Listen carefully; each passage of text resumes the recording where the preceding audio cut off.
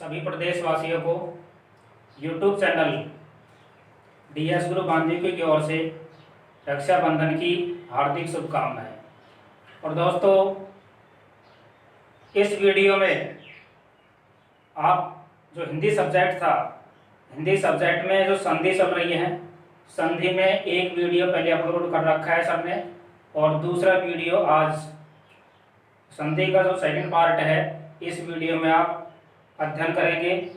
और दोस्तों, जो त्यौहार आते हैं, कल रक्षाबंधन का त्यौहार है, बड़ा खुशी का त्यौहार है। तो दोस्तों, त्यौहार आते रहते हैं, इसी प्रकार आपने देखा होगा वैकेंसी भी आती रहती है। और दोस्तों, इस लॉकडाउन में हम हमारे घर बैठे पूरी टीम का समर्थन है इस यूट्यूब चैनल पर, सारे अध्यापकों का फुल सपोर्ट है, मैंने आपको बताया था। तो इस यूट्यूब चैनल की ओर से सभी प्रदेशवासियों को हार्दिक शुभकामनाओं के साथ हम ये आशा करते हैं आपसे, जितने भी यूट्यूब चैनल पर विद्यार्थी पढ़ रहे हैं, दोस्तों हमारी जो संगठित टीम है कंपटीशन की, उसका फुल सपोर्ट है आपके भविष्य के लिए। तो आगामी जो वैकेंसी है, हाई कोर्ट है, दिल्ली पुलिस है, राजस्थान पुलिस है, BSTC है, मतलब बहुत सारी, रेलवे के एग्जाम भी है, NTPC ग्रुप D, उनमें आपको सफलता मिले। दोस्तों, इस वीडियो में आप हिंदी के बारे में अध्यापन कीजिए। सर हिंदी के हैं।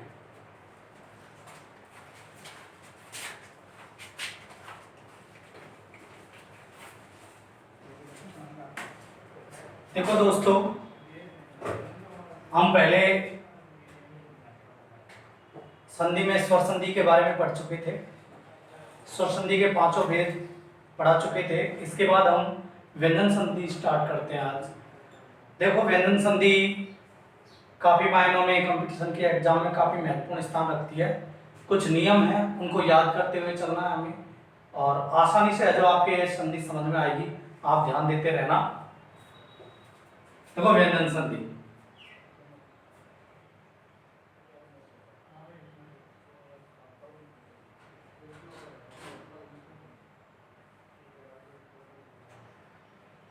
हमने स्वर संधि में पढ़ा कि दो स्वरों के परस्पर मेल को स्वर संधि कहते हैं।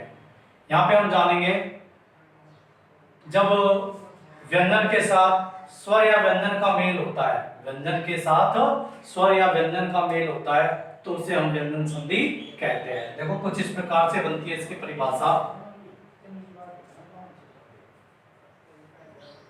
व्यंजन के साथ या तो स्वर का या व्यंजन का मेल होगा, या तो स्वर का या व्यंजन का मेल होगा, और इस व्यंजन के स्थान पर कोई परिवर्तन होगा।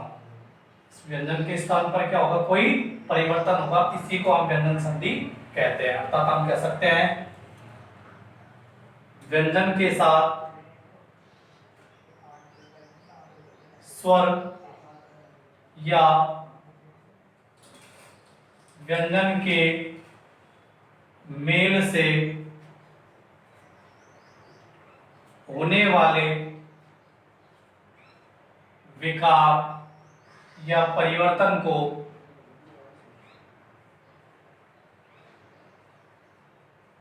व्यंजन संधि कहते हैं। तो स्वर के साथ, व्यंजन के साथ जो स्वर या व्यंजन का मेल होगा, तो उसी को हम क्या कहते हैं? व्यंजन संधि कहते हैं। जैसे मान लो, तय के साथ हमने ई लगाया, ई क्या है आपका? स्वर। तय क्या है आपका? व्यंजन। तय के साथ ई का मेल किया, बढ़ाई कर दो चाहे इसको, तो हम यहाँ पे दी बनाएंगे कुछ संधियों के नियम के आधार पर। इसके अलावा हमें जो, जैसे तय के बाद चय आपके जो एक व्यंजन है, चय आएगा, तो यहाँ पे इस तय का हमें और चय का मेल करेंगे तो कुछ इस प्रकार से बनाना होगा। ये कुछ संधियों के नियम पर आधारित है। तो हम कह सकते हैं कि व्यंजन के साथ स्वर या व्यंजन का मेल होता है, तो उससे एक विकार या एक परिवर्तन उत्पन्न होता है, उसी को हम व्यंजन संधि कहते हैं। संस्कृत में ये व्यंजन संधि भेदों के रूप में चलती है। संस्कृत में व्यंजन संधि के कई भेद होते हैं, जिनमें हम बात करते हैं जसत्व संधि, अनुस्वार संधि, अनुनासिक संधि, तुगागम संधि, छत्र संधि, षटत्र संधि, सचत्र संधि, लेकिन हिंदी के अंतर्गत हमें इस प्रकार का कोई भेद नहीं करना है। हिंदी में केवल ये व्यंजन के नाम से ही जानी जाएगी कि ये व्यंजन संधि है। नियम चाहे कोई सा ही लग रहा हो उसमें, बस आपको बताना है। आपको पता है कि इसमें व्यंजन संधि है तो केवल व्यंजन ही नाम लिखना है कि इसमें व्यंजन संधि है। तो वो देखो नियमों पर आधारित है किस प्रकार से। सबसे पहले पहला नियम है, यदि मैं के बाद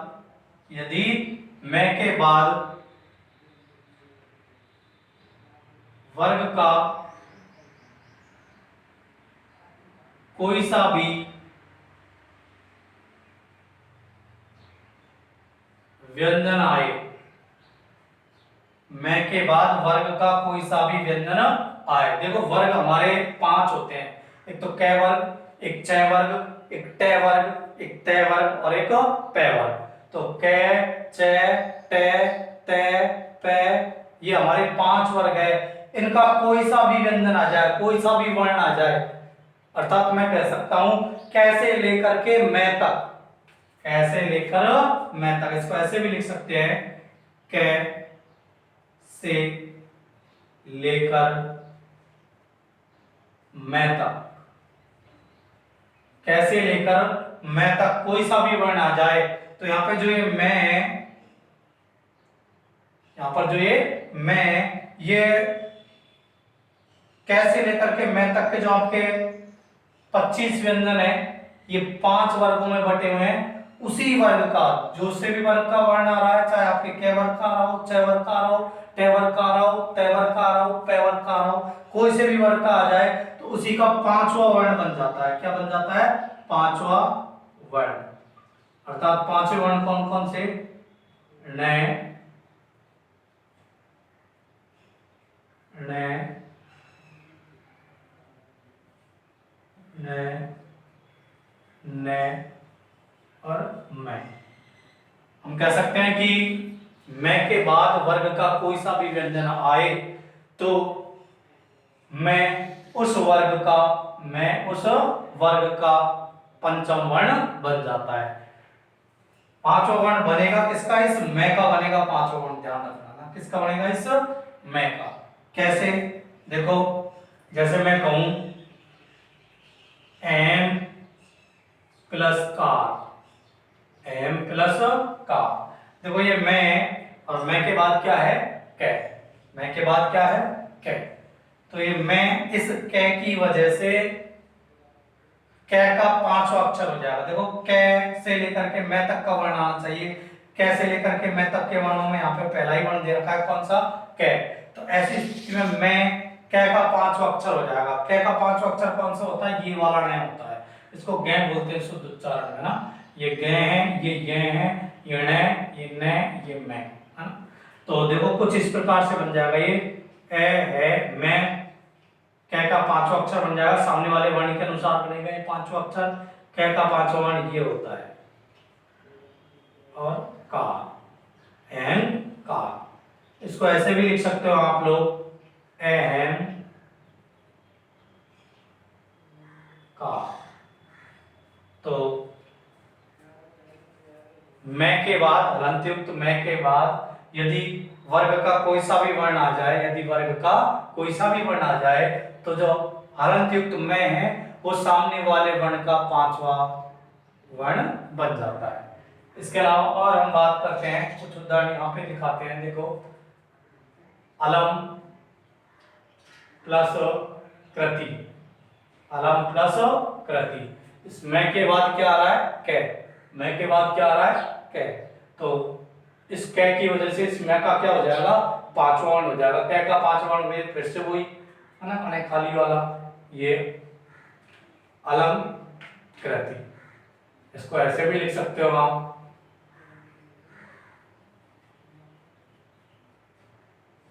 आगे और उदाहरण देखते हैं हम। जैसे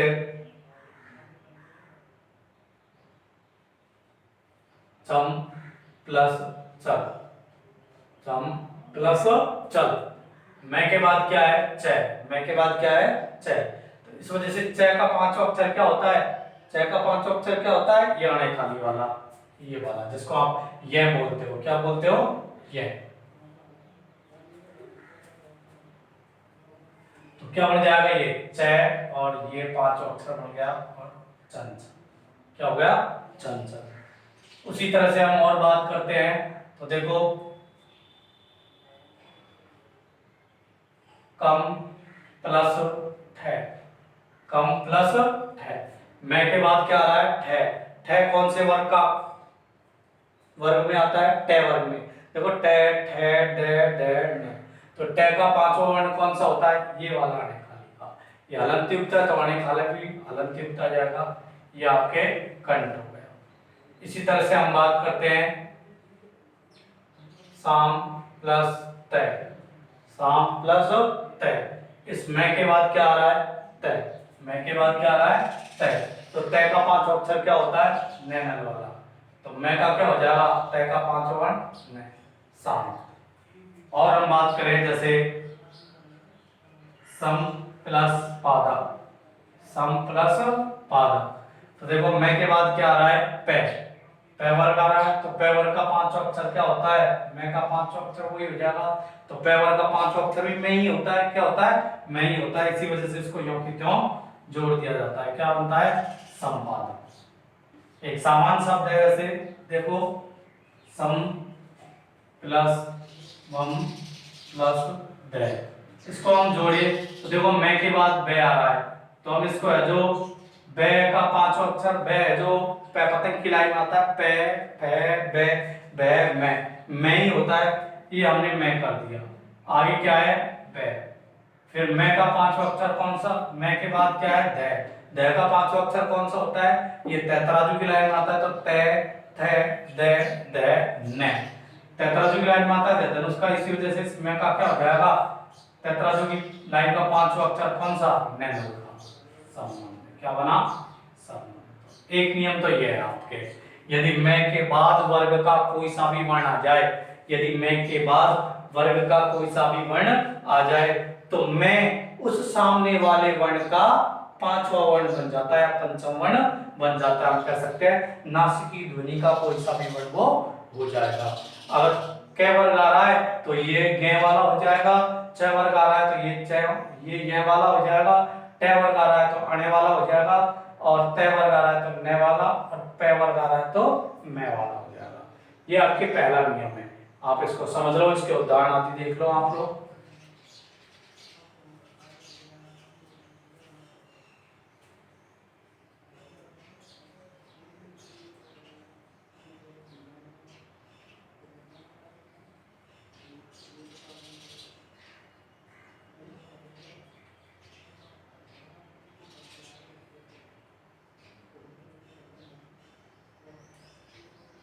आगे देखो दोस्तों,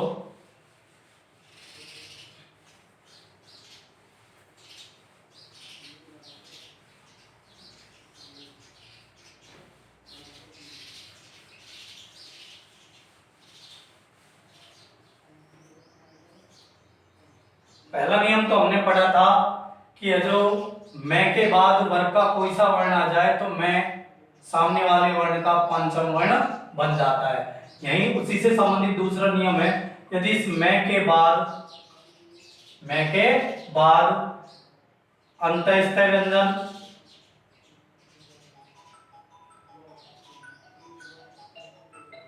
या ऊष्म व्यंजन आ जाए, या ऊष्म व्यंजन आ जाए, इस मैं के बाद अंतःस्थय व्यंजन या ऊष्म व्यंजन आ जाए तो ये जो मैं है इसका अनुस्वार हो जाता है। क्या हो जाता है? अनुस्वार हो जाता है। अनुस्वार क्या होता है? ये है ना, जो अंक की मात्रा होती है। मैं के बाद यदि अंतःस्थय व्यंजन या ऊष्म व्यंजन आ जाए तो मैं का क्या हो जाता है? अनुस्वार हो जाता है।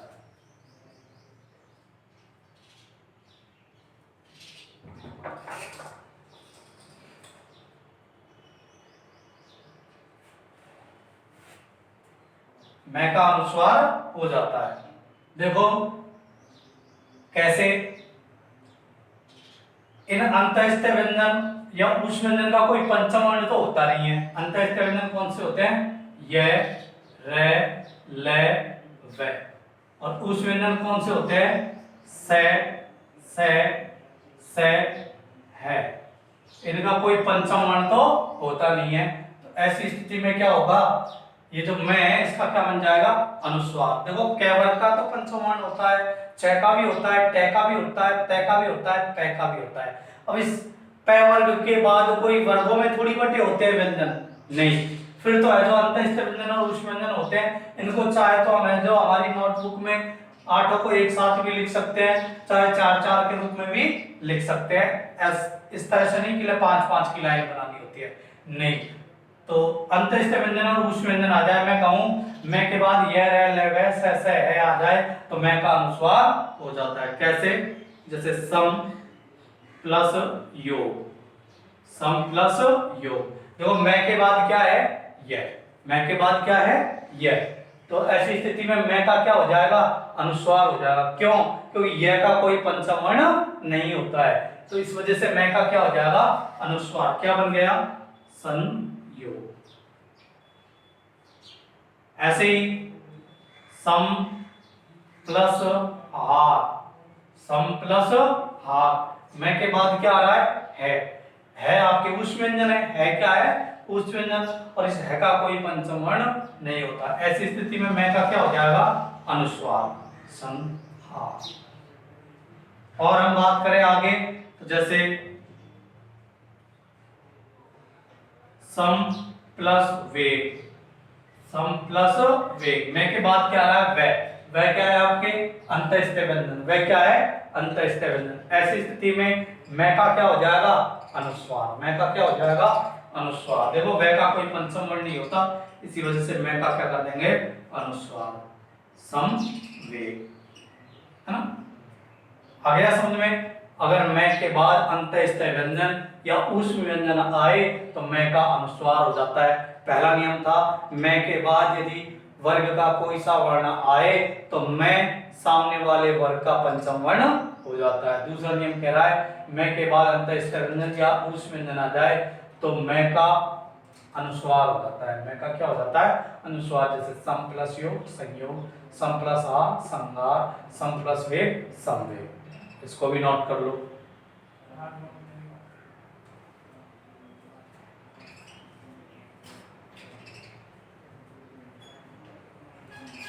आगे देखो दोस्तों,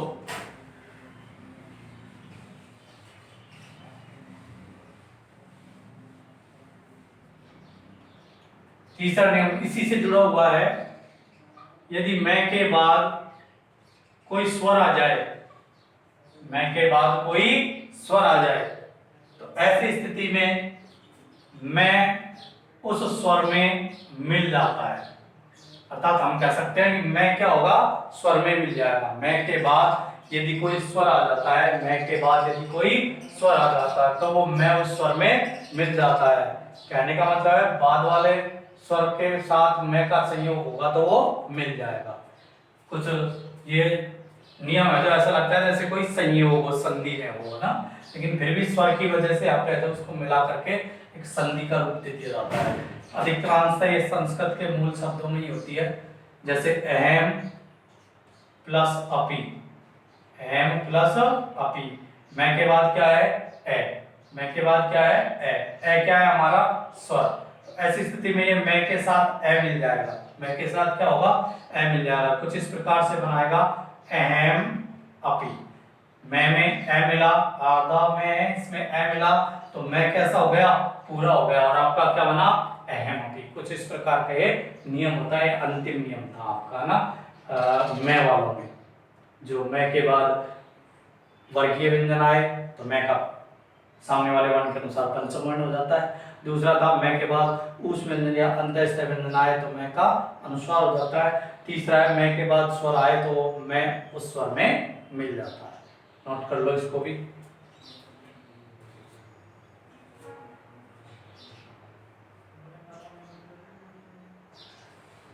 आगे देखो, अगला है चौथा नियम। यदि तय के बाद जय आ जाए, तय या दय भी हो सकता है ना, इस तय को दय के रूप में भी लिख सकते हैं, यहाँ पर ऐसे कर सकते हैं, तय या दय के बाद जय आ जाए तो तय का जय हो जाता है, तय का क्या हो जाता है, जय हो जाता है। तय के बाद यदि जय आए तो तय का जय बन जाता है। कैसे, देखो जैसे उत प्लस ज्वल, ये शब्द हमने बहुत सारी एग्जामों में देखा होगा, काफी कंपटीशन के एग्जामों में देखा होगा कि ये जो उज्जवल शब्द कैसे लिखा जाता है, कैसे शुद्ध होता है। तो देखो इस संधि के अनुसार हम उज्जवल शब्द को शुद्ध लिख सकते हैं, उत प्लस ज्वल। तो यहाँ पे तय है, तय के बाद क्या है, जय, तय के बाद क्या होना चाहिए, जय। ऐसी स्थिति में तय का भी क्या बन जाता है, जय, तय का भी क्या बन जाता है, जय। क्या बन जाएगा, उज्जवल। ये शुद्ध रूप लिखा जाता है। तय का हमने क्या कर दिया, जय, तय का क्या कर दिया, आधा जय, और पीछे भी आधा जय है। तो ध्यान रखना उज्जवल में दोनों अर्ध जय होते हैं ना, उज्जवल में दोनों आधे जय होते हैं ना, क्या बना, उज्जवल। और हम बात करें तो देखो महत प्लस जीवन, महत प्लस जीवन, या मैं कहूं जगत सामान, देखो हम काम में लेते हैं जिसको, जगत प्लस जीवन, जगत प्लस जीवन। जगत तय में क्या, तय है, तय के बाद क्या है, जय, तय के बाद क्या है, जय। ऐसी स्थिति में तय के स्थान पे क्या हो जाएगा, जय। क्या बन जाएगा, जगत जीवन, जगत जीवन। तो तय के बाद जय आए, तय के बाद जय आए तो तय का भी क्या बन जाता है, जय बन जाता है। तय के बजाय अगर यहाँ पे दय भी होता तो भी यही नियम चलता, इसको भी नोट करो।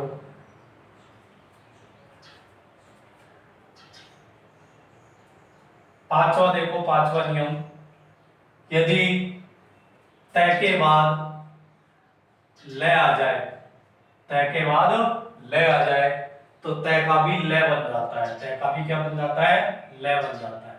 तय के बाद यदि लय आए तो तय का लय बन जाता है। कैसे, यहाँ पे देखो तय के बाद जय आ रहा था तो ऐसी स्थिति में तय का क्या हो जाता था, जय। यहाँ पे तय के बाद लय आ रहा है तो तय का क्या हो जाएगा, लय, सामने वाले वर्ण जैसा ही हो जाएगा, है ना। यहाँ पे भी सामने वाले वर्ण जैसा ही हो गया था, जैसे तत् प्लस लीन, तत् प्लस लीन। तो देखो तय के बाद क्या आ रहा है, लय, तय के बाद क्या आ रहा है, लय, तो तय का भी क्या हो जाएगा, लय।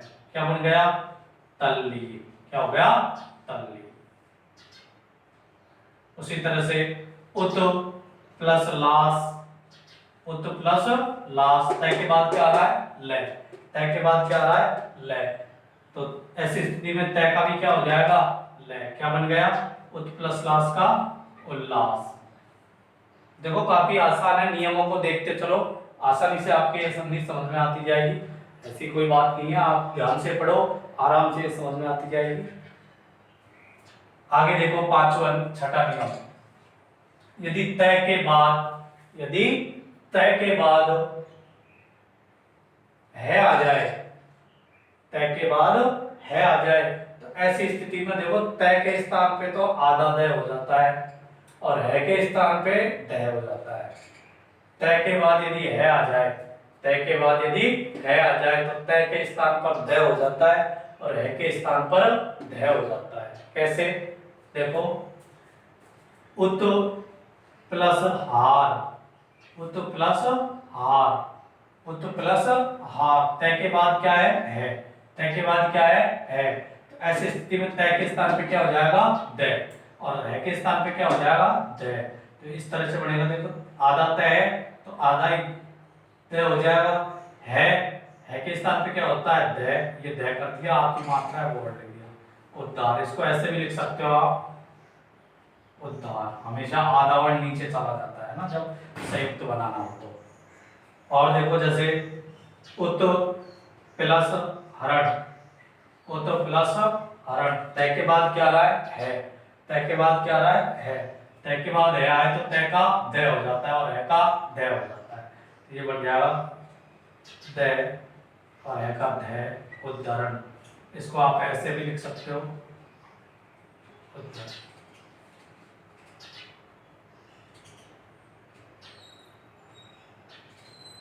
और देखो जैसे सित प्लस ही, सित प्लस ही, तय के बाद क्या आ रहा है, तो तय का द हो जाएगा। कैसे?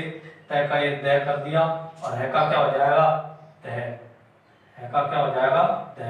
अब आपको पता है द और ध एक साथ आए तो ध नीचे चला जाता है, ये नीचे आ गया और छोटा ही है, ये छोटे ही की मात्रा लगा दी, क्या बन गया? सिद्धि। सिद्ध प्लस ही क्या हो गया? सिद्धि। तीनों नियम नोट कर लो।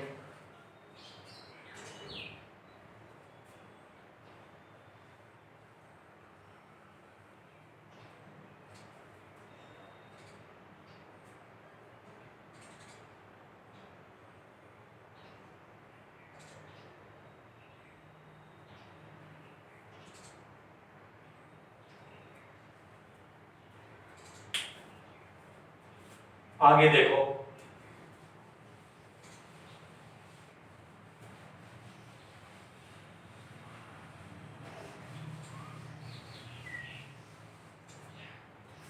देखो यदि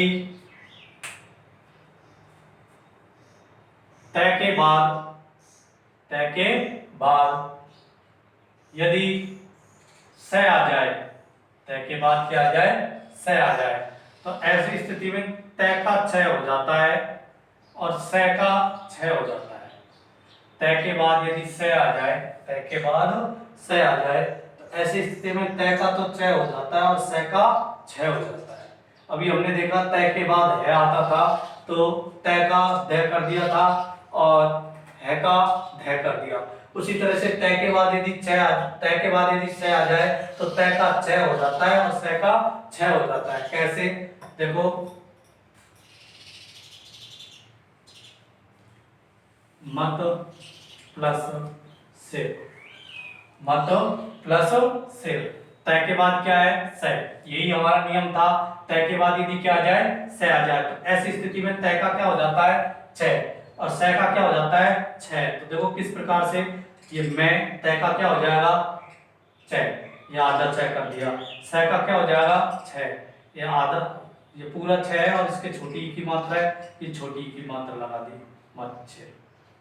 उसी तरह से देखो तत्व प्लस शिव, तत्व प्लस शिव, तय के बाद क्या है? स। नियम यही था हमारा, तय के बाद क्या होना चाहिए? स। ऐसी स्थिति में तय का क्या हो जाएगा? च और स का क्या हो जाएगा? छ। तो देखो तय और इस तय का हमने छ कर दिया, स का छ कर दिया और छोटी की मात्रा छोटी की मात्रा, क्या हो गया? तच्छ। अगला नियम देखो, ये हमारे साथ 7वां नियम था। 8वां नियम देखो, यदि तय के बाद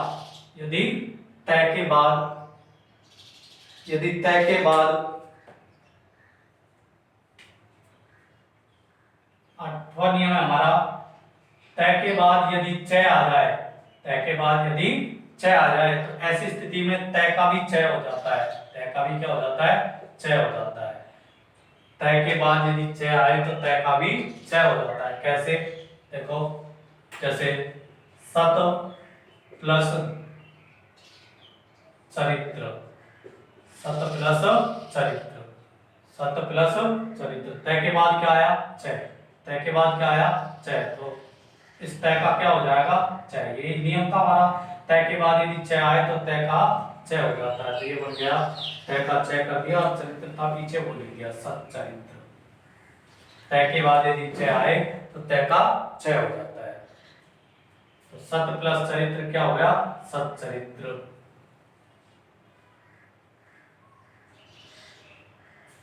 अगला नियम देखो आप, 9वां,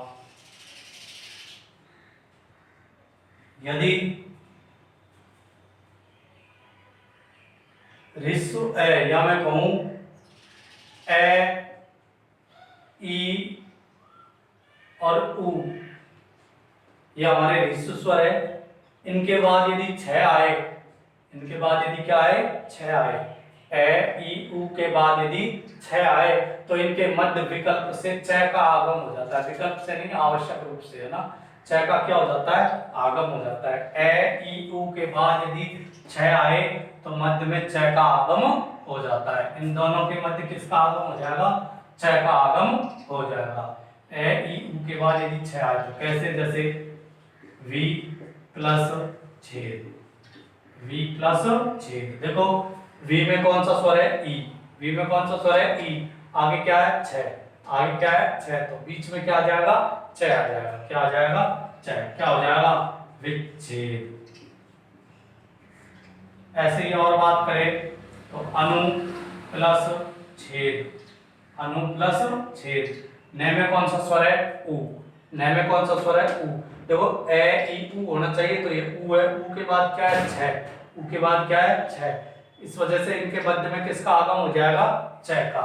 तो क्या हो जाएगा? अनु प्लस छेद का क्या बन जाएगा? छ लगा देंगे बीच में, अनुच्छेद। क्या हो गया? अनुच्छेद। आ गया समझ में? अगला नियम देखो, इसको नोट कर लो आप लोग इनको।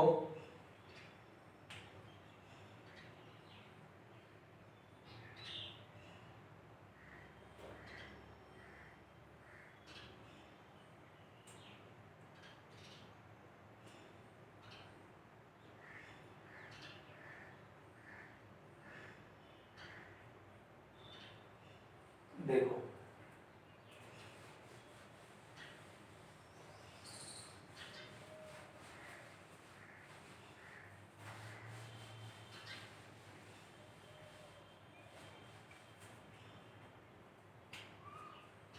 तय के बाद यदि न या मैं आ जाए, तय के बाद यदि न या मैं आ जाए, तो ऐसी स्थिति में तय का न हो जाता है। तय के बाद यदि न या मैं आ जाए तो ऐसी स्थिति में तय का न हो जाता है। कैसे?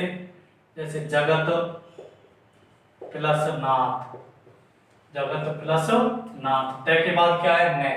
तय के बाद न या मैं आए तो तय का भी न हो जाता है। जैसे जगत प्लस नाथ, तय के बाद क्या है? न। तो ऐसी स्थिति में तय का भी क्या हो जाएगा? न। तो क्या बन जाएगा? ये जय गए।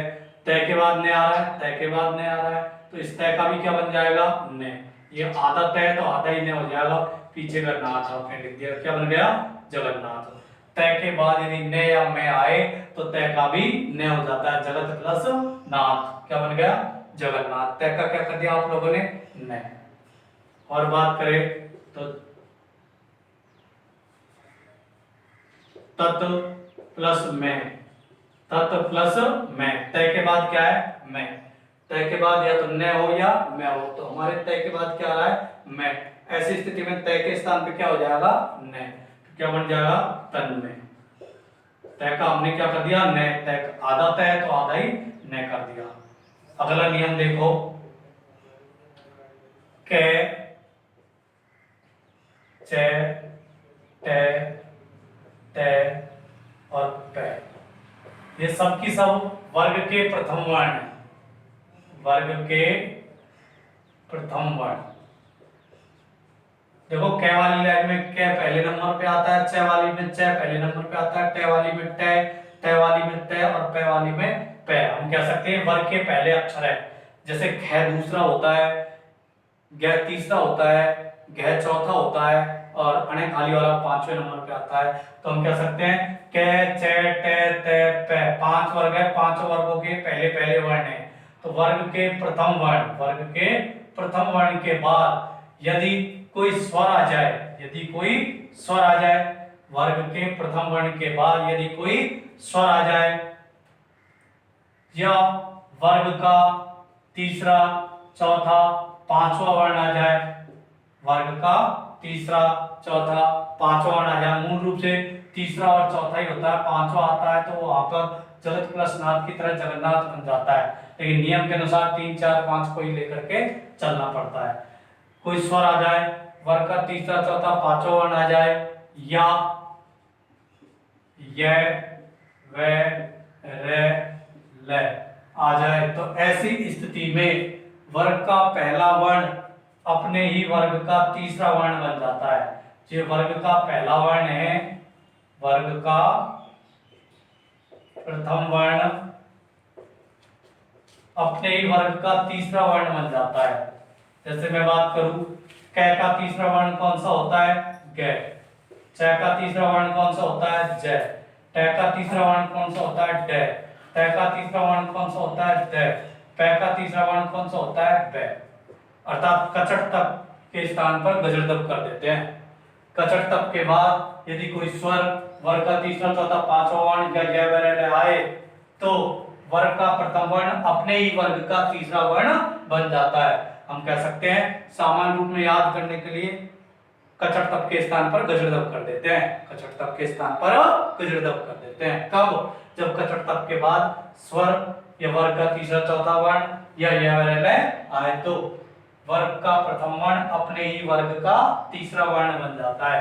जैसे मैं बात करूं दिक प्लस गज, दिक प्लस गज, देखो पहले क्या है कै, और कै क्या है आपके वर्ग का प्रथम वर्ण, कै क्या है आपका वर्ग का प्रथम वर्ण, और बाद में क्या है गै, और गै बताओ कौन से नंबर पर आता है? गै आता है हमारे तीसरे नंबर पर। गै कौन से नंबर पर आता है?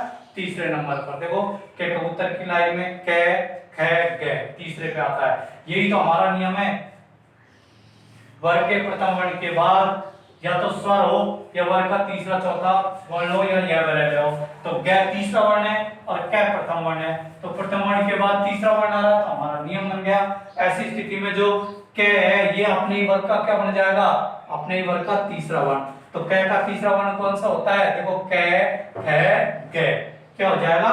गै, दी, और आधा कै आधा ही गै हो जाएगा, और पीछे वो गज बचा है वो लिख दिया दी गज।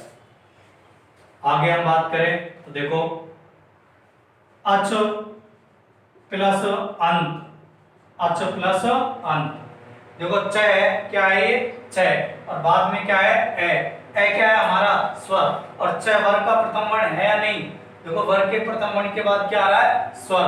तो ऐसी स्थिति में वर्ग का प्रथम वर्ण अपने ही वर्ग का तीसरा वर्ण बन जाएगा। तो च का तीसरा वर्ण क्या हो जाएगा? च, च का तीसरा वर्ण क्या हो जाएगा? जय। तो च का तीसरा वर्ण ये हमने जय कर दिया, आधा जय, च आधा है आधा ही जय। लेकिन आपको पता है आधे वर्ण के बाद यदि ए आता है तो आधा वर्ण पूरा हो जाता है। ए क्या है हमारा स्वर, अर्ध वर्ण के बाद यदि स्वर मिलता है तो अर्ध वर्ण हमेशा पूरा हो जाता है। बचा क्या? न और त, क्या हो गया? अजन। काफी अच्छा नियम है ये, अधिकांशतः इसी नियम से प्रश्न पूछे जाते हैं, याद रखना इसको अच्छी तरह से। कै चे टे ते पे जो वर्ग के प्रथम वर्ण है, इनके बाद यदि कोई स्वर आ जाए, वर्ग का तीसरा चौथा वर्ण आ जाए या य वगैरह आ जाए तो वर्ग का प्रथम वर्ण अपने ही वर्ग का तीसरा वर्ण हो जाता है, कचड़ तक के स्थान पर गजदब हो जाता है। आगे देखो सट प्लस आनन, सट प्लस आनन, देखो टे वर्ग का प्रथम वर्ण है ये आ रहा है, और आगे क्या है? या तो कोई स्वर हो या वर्ग का तीसरा चौथा वर्ण हो या य वगैरह हो, आ रहा है, आ क्या है? स्वर। तो ऐसी स्थिति में वर्ग का प्रथम वर्ण अपने ही वर्ग का कौन सा वर्ण बन जाएगा? तीसरा। तो टे का तीसरा वर्ण कौन सा होता है? डे। तो से, और ये डे आधा होगा लेकिन आगे आस्वर है, इस वजह से ये पूरा हो जाएगा, आपकी मात्रा और लग जाएगी। सडानन, क्या हो गया? सडानन।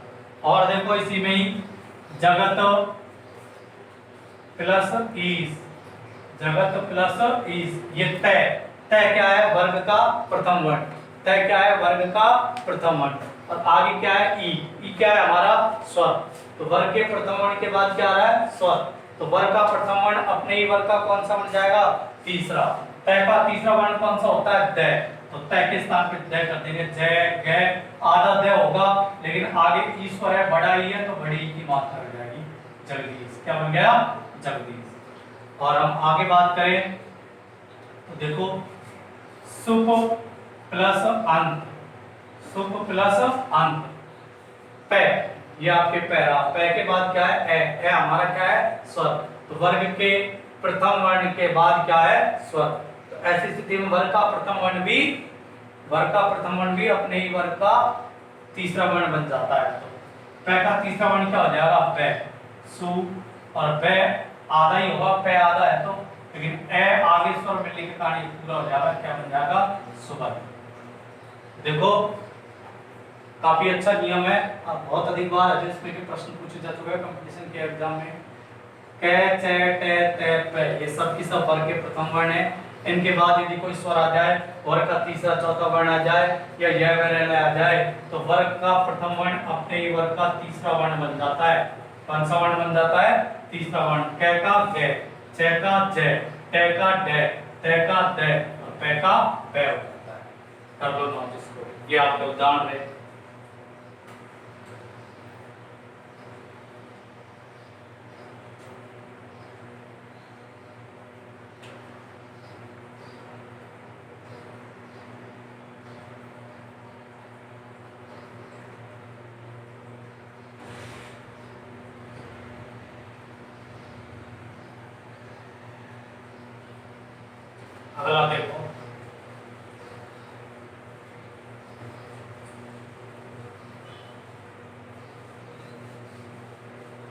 आगे देखो इसी से संबंधित नियम है अगला, यदि वर्ग के चतुर्वर्ण,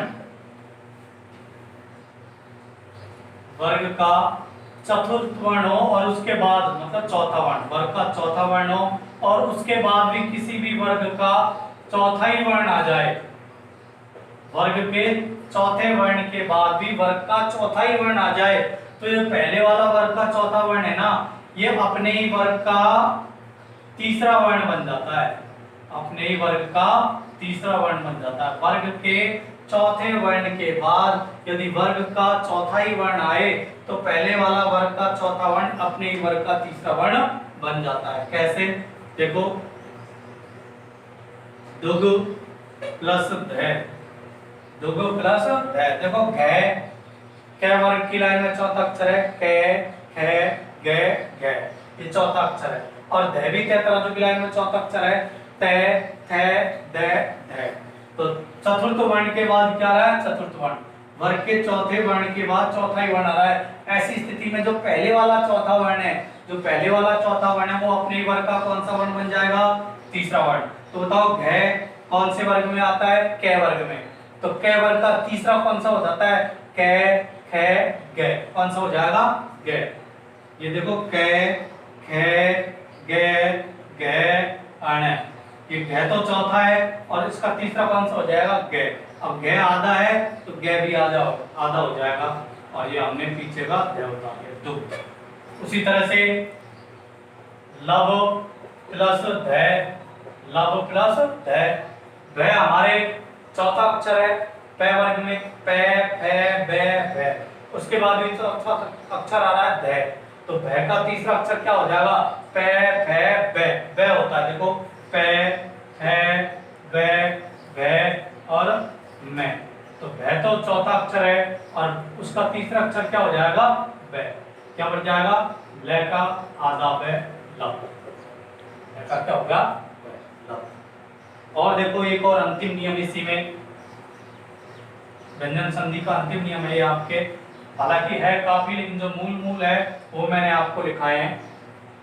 देखो तय के बाद यदि ट आ जाए, तय के बाद यदि ट आ जाए तो ऐसी स्थिति में तय का भी ट हो जाता है।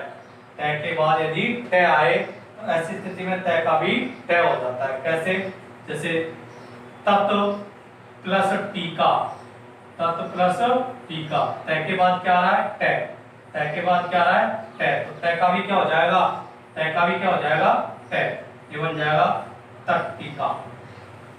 तट्टिका स्लेट को कहते हैं, जो हम प्रारंभिक क्लास में जाते हैं तो वहाँ पे काले रंग की स्लेट लेके जाते हैं, उसी को हम तट्टिका कहते हैं ना। तो तत्व प्लस टीका क्या होगा? तट्टिका। देखो इस प्रकार से जो मैंने आपके व्यंजन संधि के अंतर्गत जो महत्वपूर्ण नियम थे, 15-16 नियम, वो आपको मैंने कंप्लीट करवा दिए हैं। इसी के साथ आपकी व्यंजन संधि का हम समापन करते हैं और अगले वीडियो में आपको संधि के अंतर्गत जो तीसरी संधि है, विसर्ग संधि, उसके बारे में जो अध्ययन कराएंगे। धन्यवाद।